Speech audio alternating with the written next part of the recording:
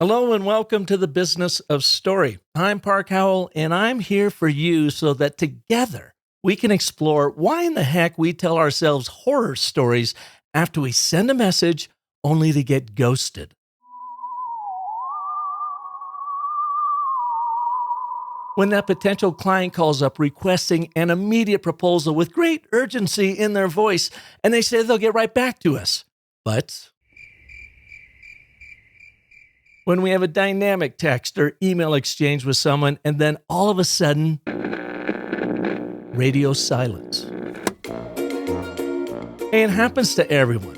For instance, I've been promoting my new online course, The ABTs of Selling, and I've sent hundreds of individual emails to past, present, and future clients about how they can learn this messaging marvel in under 18 minutes. But a surprisingly large number of people ghosted me. Ouch. I internalized it thinking it's my fault. It's something I did. But why? Why would I do that? Why do you do it? If I've learned anything through the business of story, it's that our stories are rarely about us. What's really happening in our prospects' lives? That's what it's all about.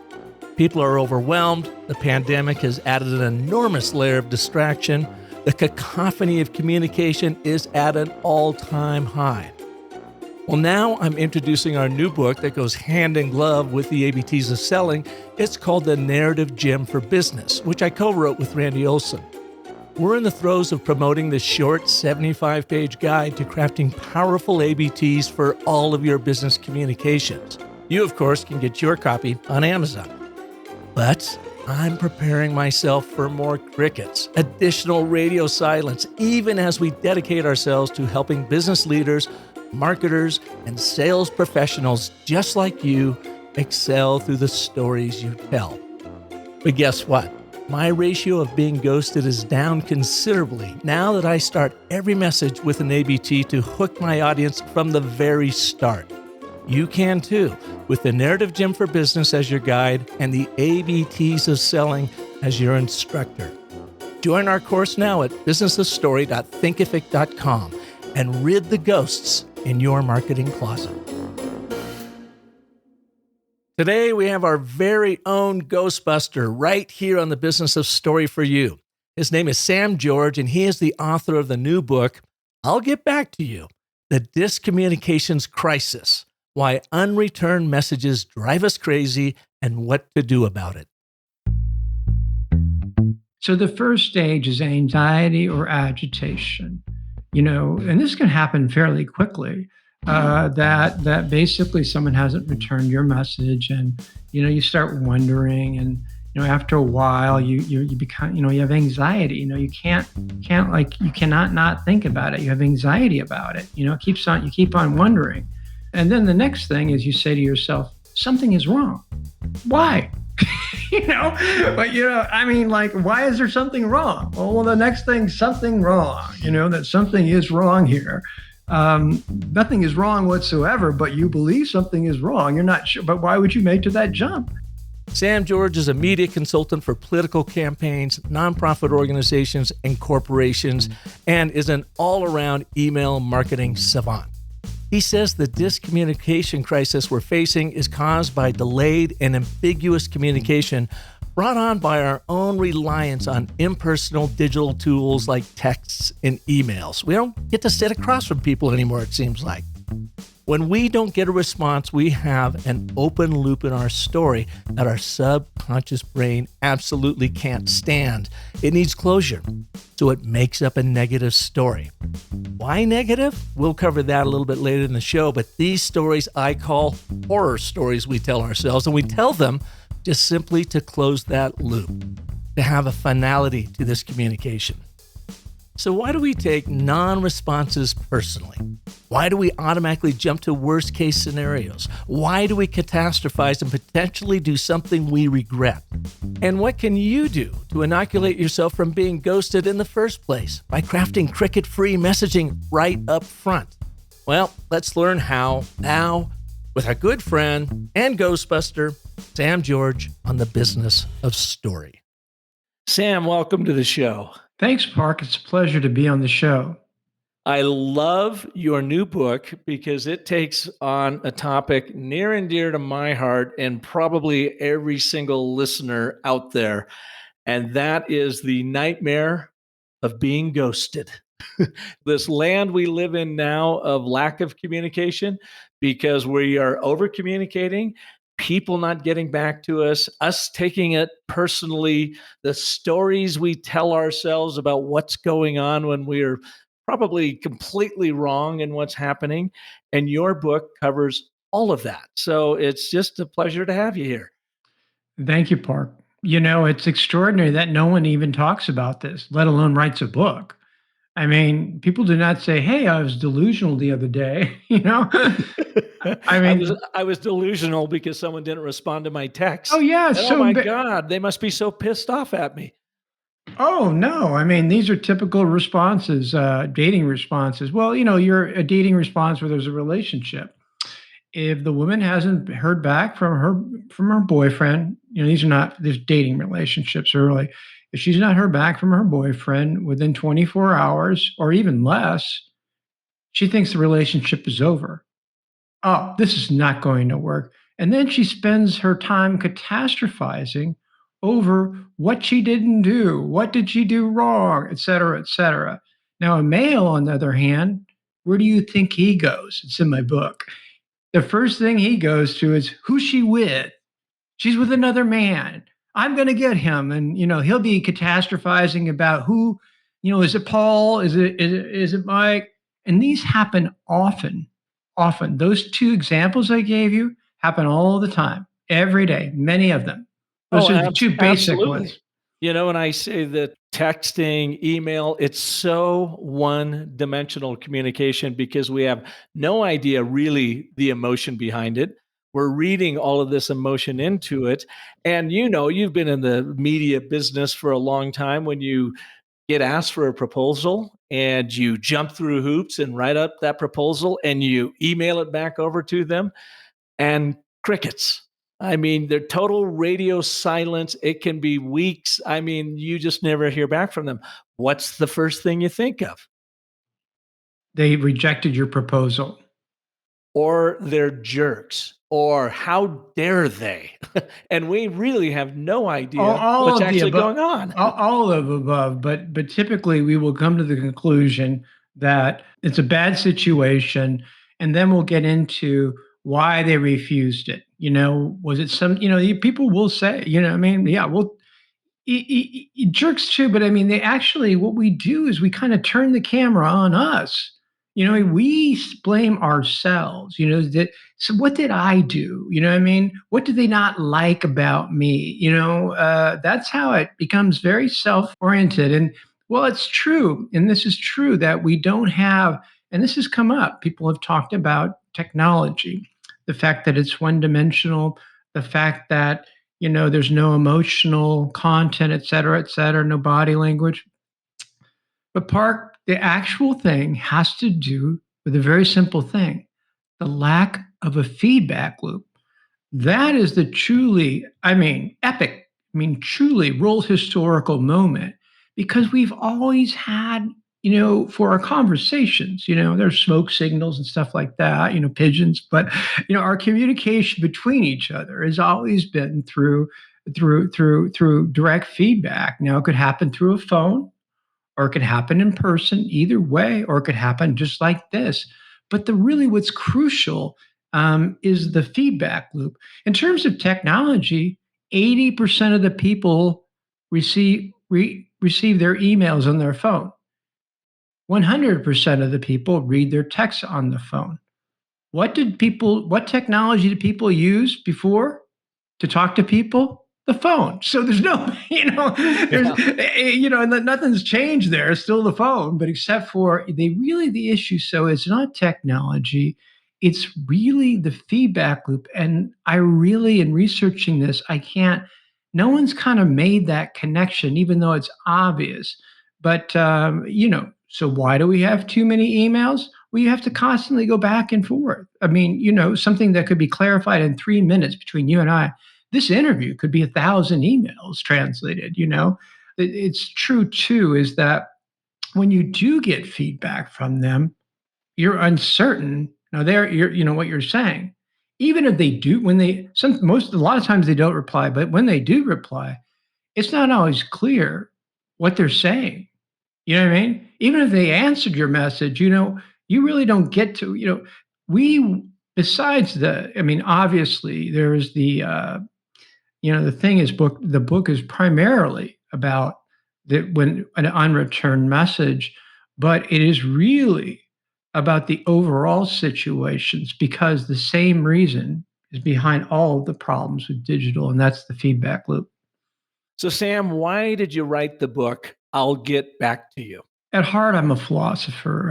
I went to graduate school and that thing, and basically, I like big ideas. And in politics, I was able to take those big ideas and implement them to the world. I did ballot measures, which is basically where you vote on issues. So marijuana, global warming, many creative ideas I could take, big picture ideas, and have an impact. But I've gotten out of that. So I thought that writing would be a very important way of doing this. I was working on what I call a motif because I've had thought motifs I've worked on for the years. And the motif was fear. And this came up, I was like, as part of the overall, I spent 9 months on fear. There's one premise that I had about fear in my research is that this whole fight or flight thing was just, that wasn't, every blame fear about fight or flight, the amygdala. I suspected that was wrong. So I wrote this book because it was a small enough piece to get out to the public. And it was something that was of direct interest and something where I could really help people, and also in terms of my writing, it was a way to get on base, because you're not going to become a famous author overnight. But really, I have more stuff in the works. But basically, take big ideas, and actually in doing this, I found the answer to my question about fear. And what is that answer? Well, it turns out we all know that basically whenever there's fear, the saying goes, fear is the first place you go. Okay. Okay. What fear is the first place you go. So why is fear the first place to go? Well, in the state of nature, we were under threat. We were, like animals, we were prey. And so we developed this fight flight mechanism, and it's still with us today, even though we're advanced. And essentially, what happens when someone is threatened, that the amygdala activates and creates the experience of fear. What happens is once you get a frame of reference, then everybody would take anything and explain it somehow, some way. They would stretch it to explain, oh, that's fight or flight because da da da da da. And so I have discovered that much of our fear is just about the way our brain works, that it has nothing to do with the amygdala, that a lot of our fears are produced by the brain, and it's just the function of the brain. It's kind of crazy. And where did you discover this in your research? Well, I worked with a behavioral, with a biological psychologist, kind of the forerunners of, they were the precursors to neuroscientists in terms of psychology and the brain. His practice was basically looking at the brain and psychology. Neuroscientists are not psychologists, right? So he makes the connection. That's what biological psychiatry is called. It's actually a field. He founded an organization on this, the leading organization, the Biological Psychiatry Association. Unfortunately, he recently died of COVID, and it's very unfortunate. But he was like a grandfather to me and mentored me. Now, it took it was a lot of back and forth, but essentially, he gave me the outline, and then I kind of figured it out from there. And your argument is the brain is a pattern recognition organ. And when we don't have this loop closed in our communications and our storytelling, it will make up a story and will often be the negative side of that story or catastrophizing. That's correct, and it actually starts out with something very simple. The catastrophizing comes later. The first thing we jump to in these sort of situations, like the unreturned message, but there are other situations as well in our life that I'll get into that later. But when you have unreturned messages, the first place you go to is really the worst case explanation. The worst, just examples I gave you. The woman who believes her boyfriend is through with her, that she did something wrong and blah, blah, blah. And then the guy thinking he's jealous, she's with another man, blah, blah, blah. The worst case scenario. And then what happens? Well, that's what's important is that it's just that. The brain doesn't do the rest. We do the rest.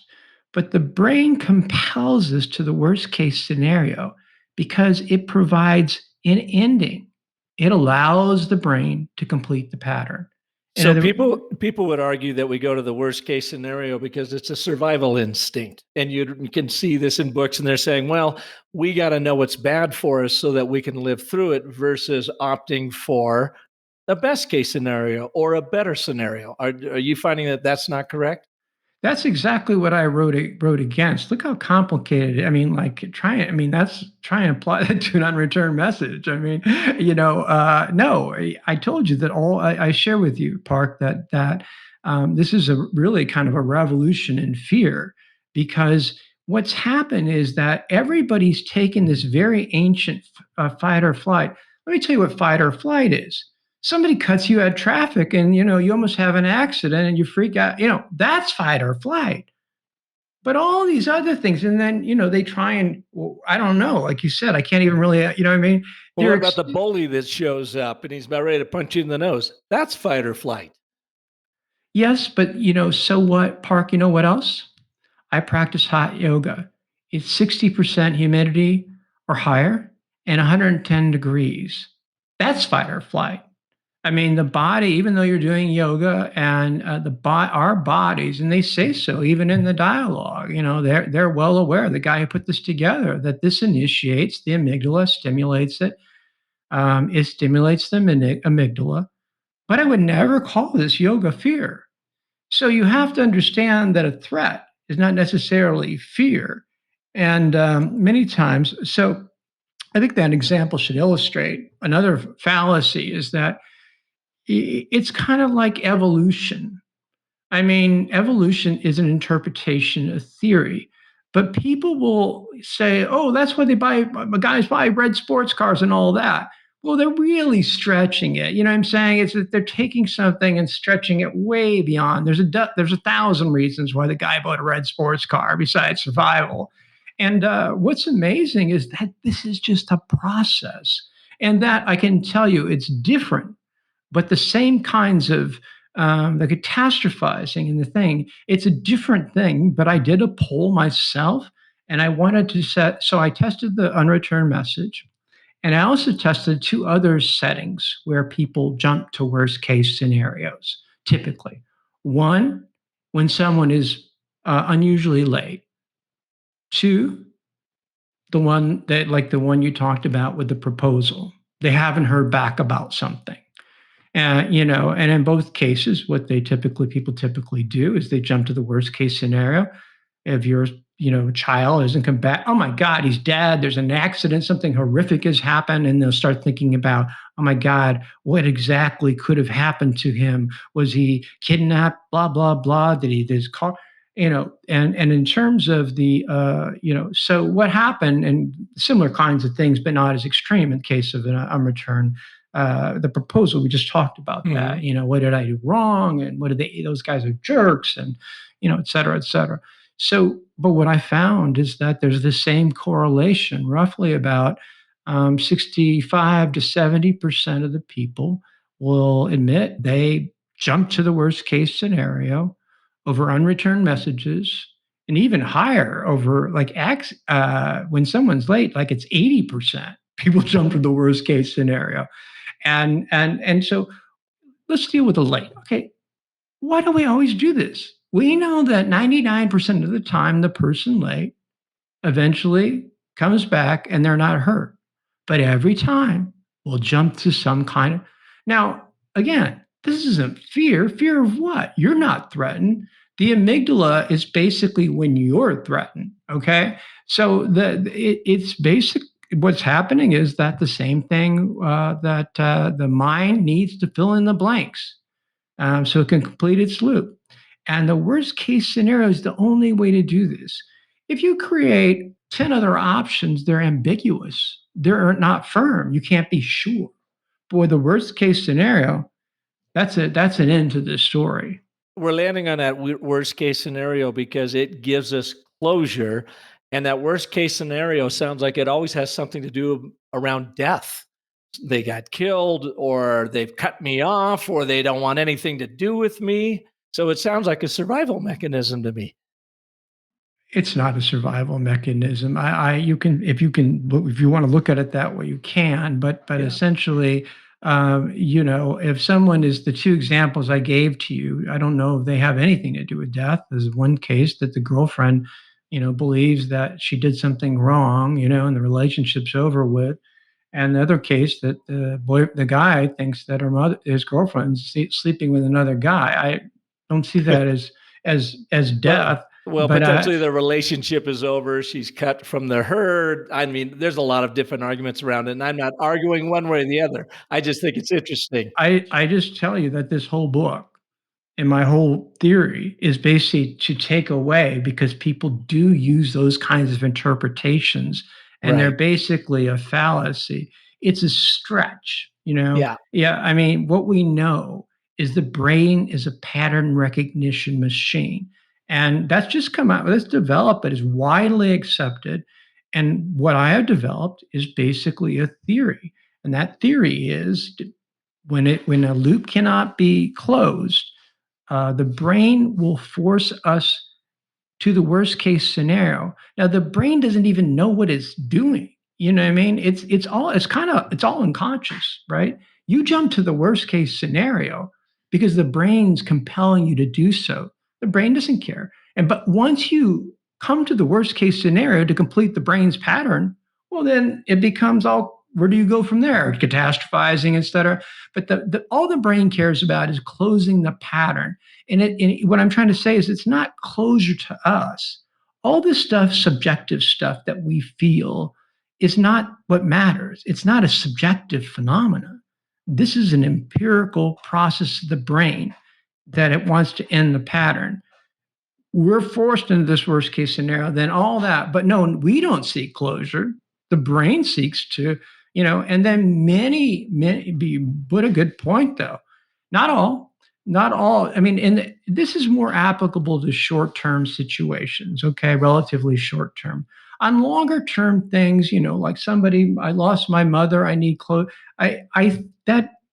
People have negative, they have negative, that kind of stuff, long term stuff is not the mechanism that's at play here. Although I haven't really researched it, it may have something to do with it.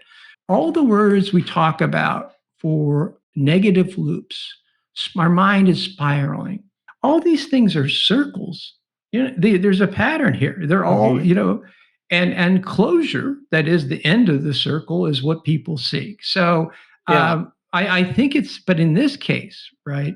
I believe in these instances when there's a short term, irresolved situation, that it's pattern recognition. It's much more complicated when you get into a broader. This is probably a piece of it, but most of these are short term. Yeah. And we go to that negative bias, that because we can get absolute closure, versus saying, oh, actually, there's really opportunity here.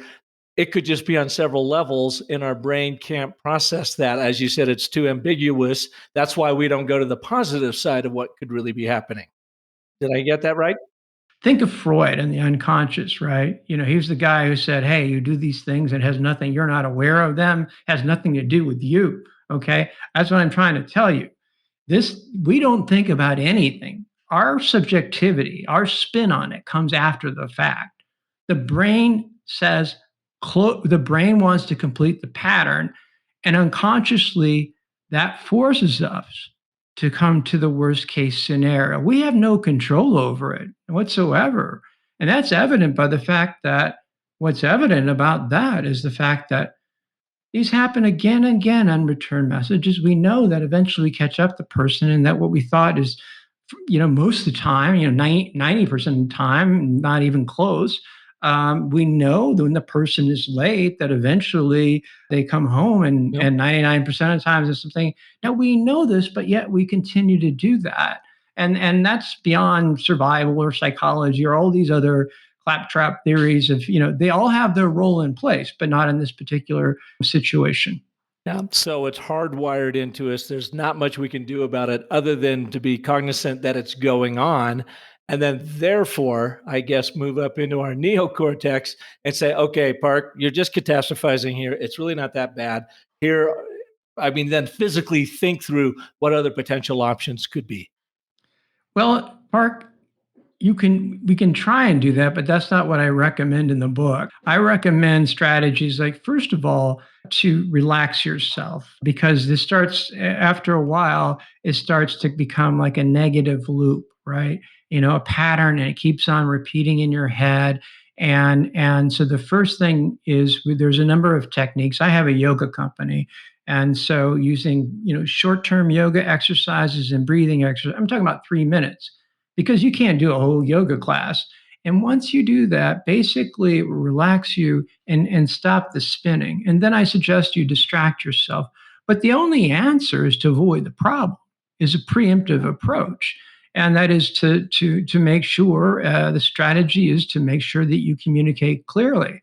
I've outlined a strategy, a step by step, with dozens and dozens of recommendations, using actually what I learned as a digital marketer doing fundraising and selling products. I put solutions that I know will work because they've been empirically tested. All right, let's get to those in a minute. But what I want you to do is take our listeners through the 7 steps of what goes down when we haven't heard back on that email, on that text, on that proposal we sent out. We've experienced nothing but crickets, radio silence. Take us through those 7 steps, would you? I'm not going to use the literal steps in the book, because I'm going to economize them. Okay. Okay.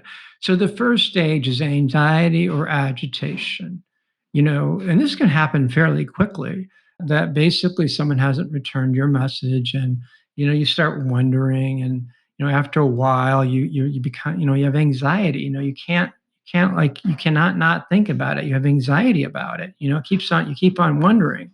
And then the next thing is, you say to yourself, something is wrong. Why? Like, why is there something wrong? Well, the next thing, something wrong, that something is wrong here.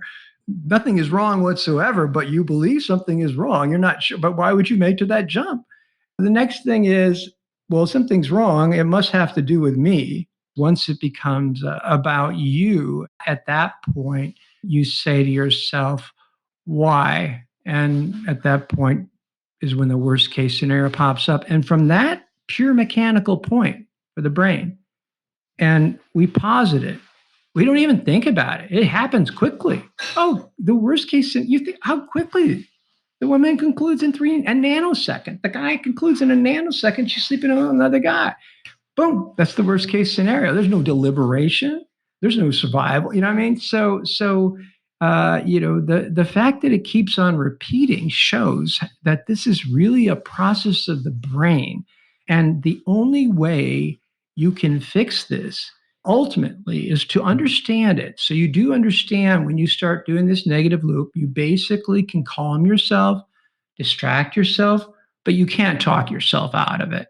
That's one thing, because it's coming from the neocortex. So if you try and say, well, no, really, it's A, B, C, and D, and E, it won't work. The best thing is to relax yourself, think about other things, distract yourself.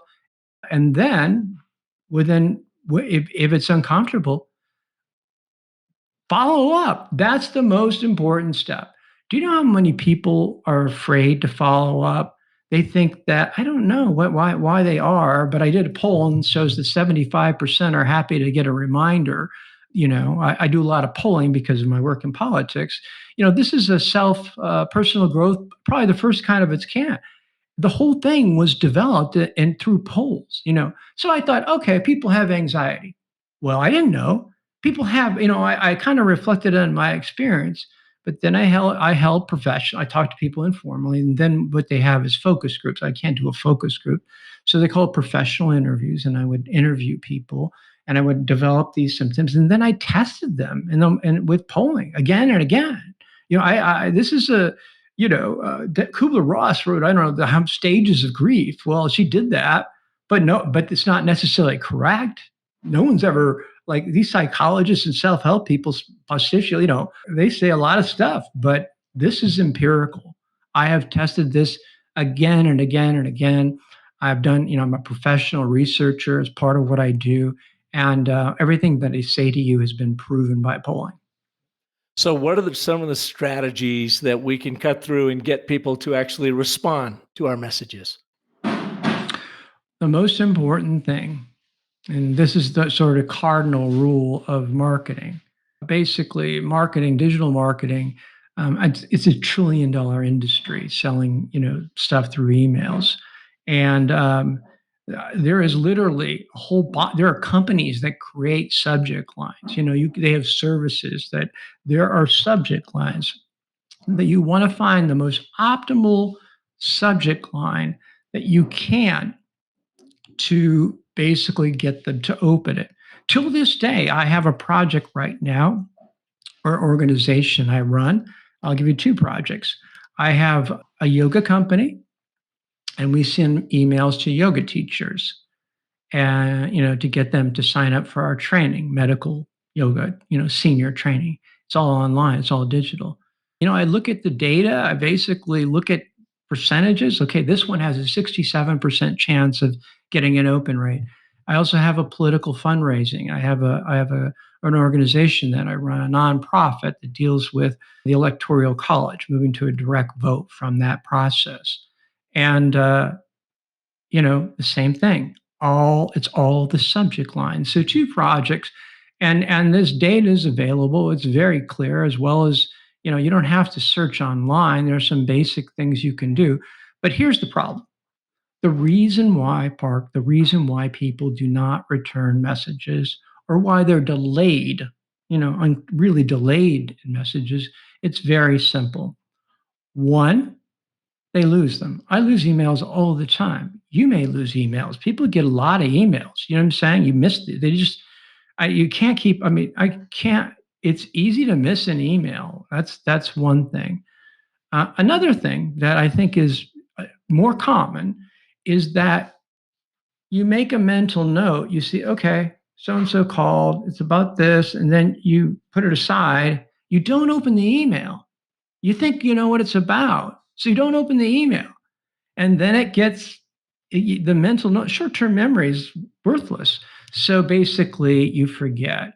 And it's impossible, many times. And then what happens is that in a lot of cases, people do remember, like, several days later. Oh, but the person on the other end, even if you return it during those several days, have been going through this crazy cycle. Okay, Mhm. so it's actually, it's work. So messages are either unreturned or extensively delayed because there's just so much stuff.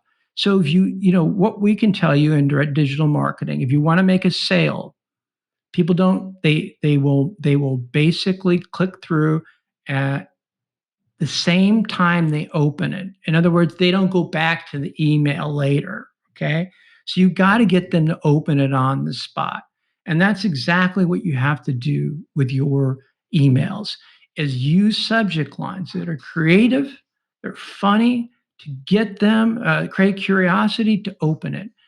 Not only will they open it, because then they don't file it.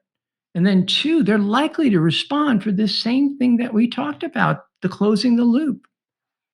The brain wants to close the loop. You've heard of communication, you want to close the loop. So are likely to immediately respond to get it off their desk.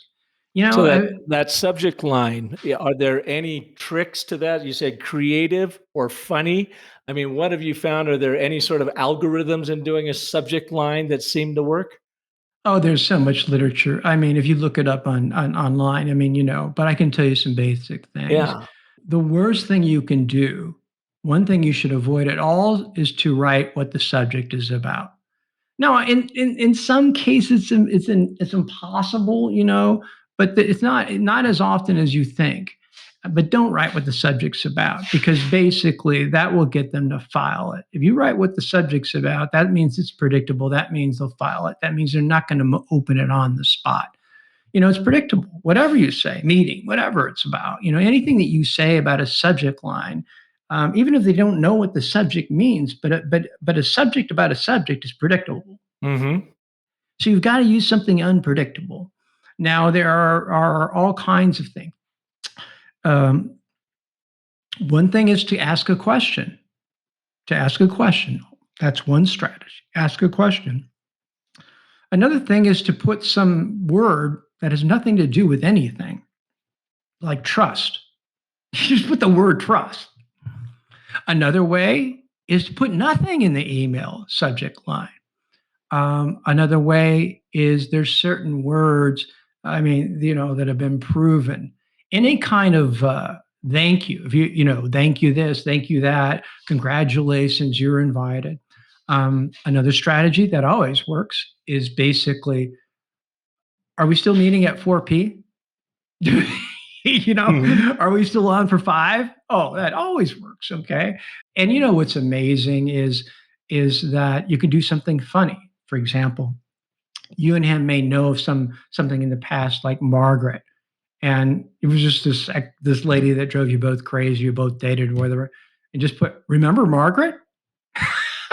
And it's funny, and it gets them to open it up. And there's all kinds of things. I mean, in direct marketing, we go pretty severe, like, uh-oh, your prescription is has expired, or something like that. There's a prize. But with everyday life, you can do these.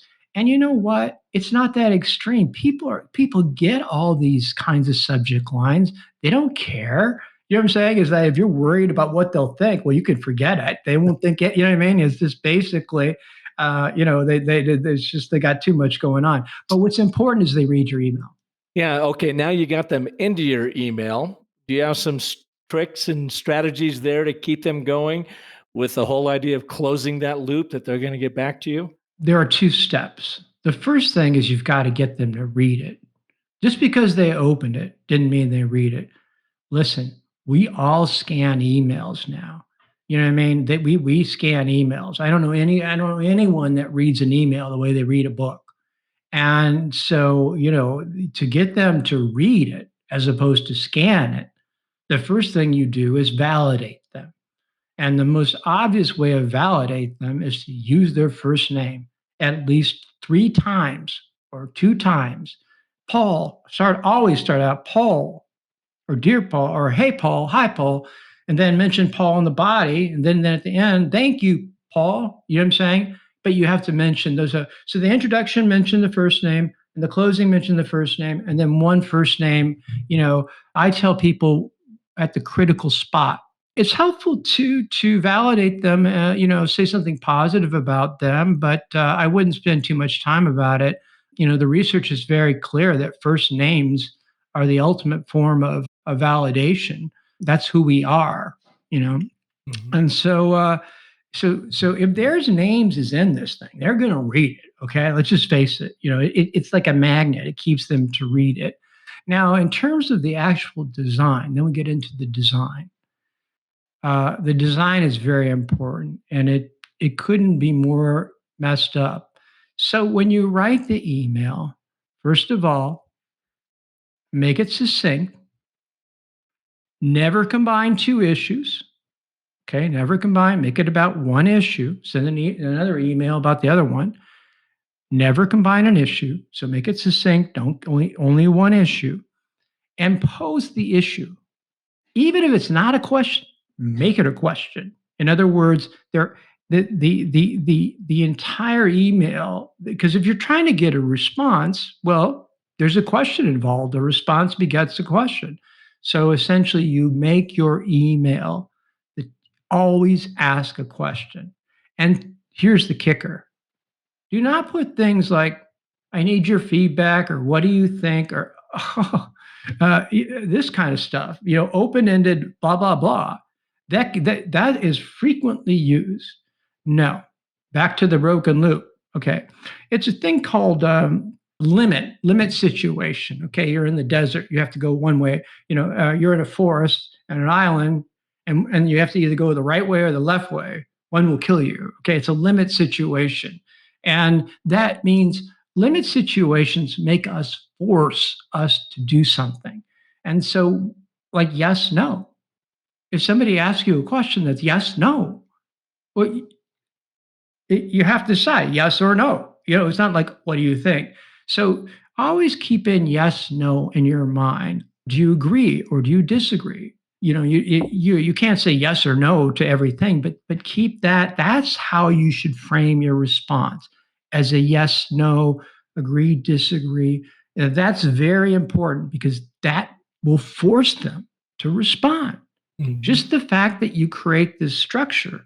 So the question, one, the succinctness, not to mix a bunch of issues, don't get into a bunch of stuff, but the real thing, and again, I know this, from my own work, is the question. It's got to center around a question that demands a response, and that response can't be open-ended, must be very clear, and best either or, yes, no, but obviously you have to adapt that. You can't say. I've got this framework that I work on a lot with Dr. Randy Olson. It's called the and, but, therefore, the ABT.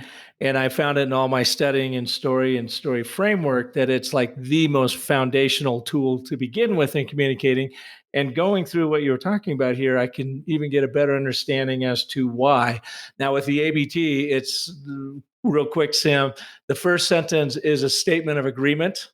You want this, and it's important because of this, but you don't have it, and here's the problem. And it's always a singular problem. Just like you said, it's not like you're rolling out a whole litany of things. You're always staying on one focused construct at the time. And then your therefore is somewhat of the question you're posing. Therefore, here's what we should do about it. Therefore, we should consider this. Set up problem resolution. And to me, anyways, and what you're talking about here, it closes that loop for the customer. The audience just saying, "Oh, you're right. This is what we want, and it's So important because of basically, this." you use this when you develop an interview, because your thing is about a story, right? You're into a narrative. You're saying that's your formula for a story to sort of, that's the framework. Just the foundation to find the theme, that main problem statement. If you're in a business pitch, if you're in an email, I mean, whatever, communicate using that ABT to hook them right So let me go through right at the top. So at the beginning of this interview, you said, "Oh, you validated me." You say, "This is a problem we all have." But at some point, you were trying to do the but about the survival instinct. Yeah. But the but thing didn't work. Well, I think the butt thing probably worked for a lot of listeners, because they're no. I mean, who is this guy? Is this for real? It's It was interesting. important. Where do we go from here? But it's that conflict, that contradiction. No, it basically, I totally agree with you with this is brilliant. You have to validate first, and then you have to develop counterpoint. Do you know the word but is the most important word of all the language? It is. Because it's what creates meaning. Without but, there is no meaning. And Paul, truth and philosophy. Truth but philosophy. Well, now we have something's going on. We just basically ended a but. So I agree with your strategy. And then you bring it down to a single, to the closure. I think it's beautiful. I think it's brilliant. I didn't realize it was that simple. I'll think about that. Check it out. There's a book out called The Narrative Gym that first came out about a year ago, and now I'm co-authoring the business version of The Narrative Gym. And all that myself and Randy Olson do is cover the ABT, and I've got an online course, the ABTs of selling, that in 18 minutes I teach you how to use the ABT in everything from email writing to presentation. Send me a link, please. Can you Absolutely. do that? And you betcha. Oh, no, I'll send you a work link to that. Check it out. See what You know think. what? But it plays work this- beautifully into that closed loop concept that you talk about in your book. I will listen. I'm going to use this, not just in that. It's a new thing for my emails that I send out, for my marketing emails. Oh no, this is great. This is great. I taught this at Arizona State University for 5 years, storytelling and sustainability in business. And I was working, it was a master's course. So I was working with a lot of CEOs and C-suite folks, executive master's program. And they told me they would use the ABT in their emails. And here's 3 things that happened to them. Number one, their emails got cut by 2/3. They didn't have to go on and on and on because they got right to the point. Number two, their recipient said, I don't know what you're doing, but I actually understand what you're talking about now because it's so simple to the point. And number 3, there's a call to action that you actually get response to in that therefore statement. That's not, formally in my book. I mean, some of it's, like I said, is similar, but I would have written that in my book if I would have had that. I think that's a great, keep that. I think it's awesome. You validate, then you create counterpoint. The counterpoint is so huge, and then you basically the focus becomes linear and resolution, and there's a catharsis. People feel at the end of that process, there's a catharsis. Hegel called it thesis, antithesis, and then unity. Synthesis. Synthesis, right, yeah. In his dialectic, all debate is around I say this, you say that, and then we debate to find some sort of truth in it. No, I think it's brilliant. It's philosophically sound, and had I known about it, I would have added that to my book. It was great. In fact, I'm going to actually start using it. I'm going to stay in my interviews. I have to talk about my book, but right. And when I write these emails and stuff, when I produce these emails for my yoga company and for my fundraising, I'm going to use that model. I'm going to test that model and kind of play around with it. Yeah. It's very powerful. I mean, I've had sales teams tell me, I've been trying to track down this person for 6 months. They won't return anything. And then I use an ABT just yesterday, and I've got an appointment with them tomorrow. Now they go, is it coincidence or is it the ABT? And I go, I don't know. I just hear that story over and over again. There's something about the way it hooks the limbic system right off the beginning, right off the top, without wasting any time, that gets them curious. And then you don't have to go on with a bunch of other stuff after that ABT. You can drop in some support points, but it's like, it's got a call to action inherent in it. Here's what we need to do next to overcome this problem so that we can all achieve this. It's great. It's great. There are some similarities, but it's great, because this is a broader strategy because we're just looking for somebody to open the email and respond. Exactly. So, but the idea is that whereas, a larger conversation, you're looking for resolution, right? In this situation, we're just trying to get someone to reply the email. So in this case, right, we just put them in a limit situation. Yes, no. To get them to respond. Mm-hmm. It doesn't have the effect, but it does raise the question, though. As I've started speaking about this, more and more things come up to me. And would you say that most of your conversations here are good conversations? Mm-hmm. Yeah. I mean, we work hard to have them, but yeah. Do people go away? Do people go away and they usually feel good, right? I hope so. I mean, that typically most of our conversations like that, where there's a direct feedback, we feel good about, sometimes very good. This is gone. Okay. This is gone.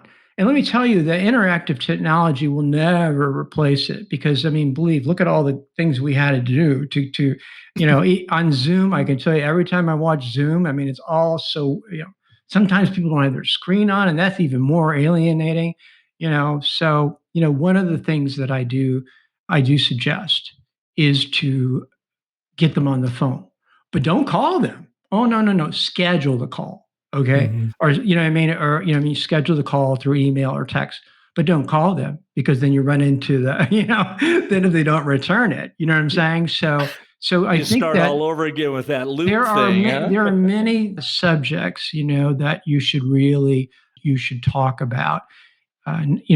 This is just not even, these are just overall strategies. You should never go negative in an email. As much, if you go negative in an email, that's a recipe for disaster. So you should always remain, this is not necessarily about my book, but just general strategies I use in politics and stuff like that. You never want to go negative. you basically can present things maybe that are negative, but in a neutral tone. They'll get it. They'll get it. But your theory is fascinating. I'm going to trust it in my next round of emails. I'm going to test it. Check it out. I'll send you the link. And Sam, I want to thank you for coming because I really enjoyed your book. When your media rep reached out and talked about this, and believe me, I get inundated with requests to be on the show. I was just fascinated about your book. I'll get back to you. The Dyscommunications Crisis, Why Unreturned Messages Drive Us Crazy and What to Do About It. So where can people learn more about you and where can they get your book? The simplest way, because Amazon is a maze, is to just go to my website, which will take you to Amazon. My website is www.dyscommunication, DYS communication, because that's basically what's up here, and basically dyscommunication. So DYS dyscommunication.com, or type that in, dyscommunication, you'll get there.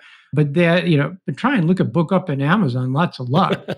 I mean, it's like a maze. So I never refer people to Amazon. Jeez. It's another damn open loop that we can't deal with. Yeah. I have a hard time finding things on Amazon. Well, Sam, thank you so much for taking the time to be here. Really appreciate it. Park, it's a pleasure, and thank you for the tip. Absolutely, and thank you all for listening to this edition of The Business of Story. Check it out. It's such a fascinating book, and if you are fighting those ghost stories you tell yourself by being ghosted, then by all means, check out this book, because not only does it give you an insight into what our brain is doing to us, but what you can do about it in your communication, in your storytelling, so you can close that loop and actually get in front of the people you want to get in front of. And if I could be of service to you all, reach out to me at businessofstory.com. I won't hold my breath. If you don't, I'm not going to worry about it. I figure something else is going on. But you can reach me at park@businessofstory.com. And until next week, when we will have another amazing story artist right here like Sam, I want you to remember that the most potent story you'll ever tell is a story you tell yourself. So make it a great one. Thanks for listening.